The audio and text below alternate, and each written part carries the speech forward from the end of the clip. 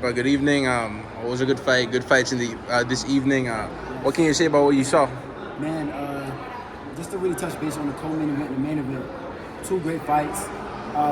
Both guys, that won the first fight, they kept the victory to the second fight, and both ended with exclamation points. Basically, you can say both. It was just an incredible fight for both fighters, and we're gonna see where things go for the next time they're in the ring. So we got two TKOs this evening. Well, first I want to ask you about the co-feature because that's your weight division. Yeah. Are you ranking the WBO? I know you're ranking the IBF. Are you ranking the WBO as well? Yeah, I'm ranking the two in the WBO, right behind Robesi, and I feel like as of right now, I'm going to be next up for the WBO strap. I'm super ready. I'm just tired of waiting at this point. 2025 will be the year you guys are going to see us strap around my waist. Oh, that's nice. And not to overlook Espinoza, but I just there's another fighter you want to fight, the Monster, Naoya Inoue. How do you think he fares up at 126 if he ever goes up? I mean, once he gets up, in the weight with the big dogs, he's going to see that there's definitely a different type of competition than the ones he's been facing throughout his career. Granted, he's a great fighter in his own right, and he is the monster and a great fighter in his, he's proven that he can do everything that he can do in the fashion he's done it. But the competition level is different once you go up to the featherweight division and up, and I'm going to be really interested to see how well he does when he decides, if he decides to come into featherweight. I see. You don't think he's too small for featherweight?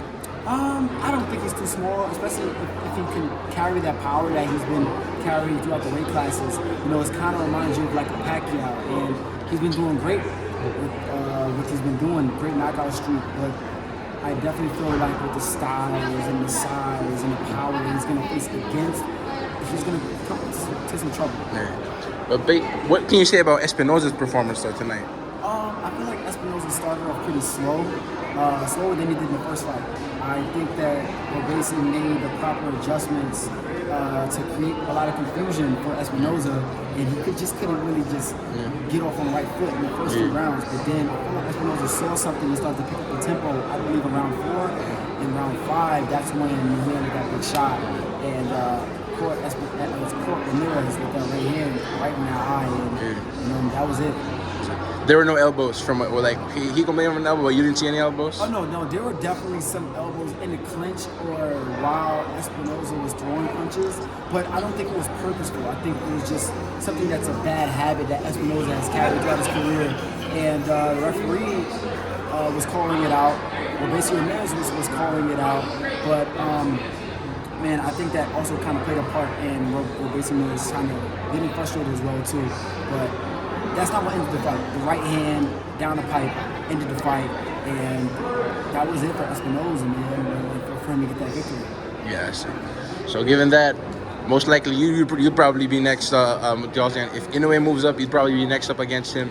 Given that you beat Espinoza, which I believe you could, where would you like that fight to happen? Out here or in Japan? It doesn't really matter. Like, if I gotta go and show out in front of the, tens of thousands of Japanese fans, I would love to do that. I've been dying to go out to Japan to visit it anyway. But if it's out here in the States, I would love to have at my home in New York and have the crowd go crazy. But yeah, man. But as of right now, I'm not really focused on Inoue. I'm focused on the champions that I have in front of me: WBA, Nick Ball, WBO, Espinoza, WBC, Ray Vargas, and the IBF, Angelo Leo. I'm highly ranked in each one of those organizations, and I'm just ready to fight whoever. I see. Now, you mentioned Manny Pacquiao earlier. He was just inducted into the International Hall of Fame. Yes, man. Congratulations. Well deserved. Well deserved. Manny Pacquiao was one of the greats. I've also, enjoyed watching him box, taking a few things from his page and putting it into my arsenal, and he's just done so much for the sport of boxing. I see. So given that, was he a childhood idol of yours when you were growing up? Oh, Mike Tyson, of course. Mike Tyson, I see. Brownsville, Brooklyn, New York, stand up. Oh, but it's funny that you mentioned Manny Pacquiao because one of the guys that I actually laid my foundation around was Floyd Mayweather. The rival of Manny Pacquiao. I just loved how he just stayed completely dominant in the majority of his fights. How he was able to just hit and not get hit. It was just like always a sweet science. It was an art that he always displayed every time he stepped in the ring. Now, given that, there's another fight happening in your weight division for the WBC belt. That's going to be between Stephen Fulton and Brandon Figueroa, a rematch. Well, how do you see that fight playing out? Man, we're coming off of a loss from Inoue for Stephen Fulton, and he got dropped in his last fight. You got to see where his confidence is. You know, Figueroa is tough. He's no joke. He's going to stay consistent. You know what he's bringing to the table. And I wonder how he's going to deal with his style the second time around. It's going to be a different Stephen Fulton. The mindset is different. It's not undefeated Stephen Fulton. He did well against him the first time, but it was still razor thin, close fight. We got to see what adjustments he'll make in this next fight. And, you know, hopefully he gets the victory. I'm moving for him. I see. Anyways, thank you for your time, chat. Now that's being said, is there anyone in particular you want to shout out tonight? Man, I just want to just shout out my followers, man. Team Shu Shu, Team Carrington. You guys continue to follow my journey. Follow me on my Instagram, Bruce_Carrington. My Twitter is B_Carrington. And listen, tune into the Shu Shu show, baby. 2025 is going to be a big year. Thank you so much, champ.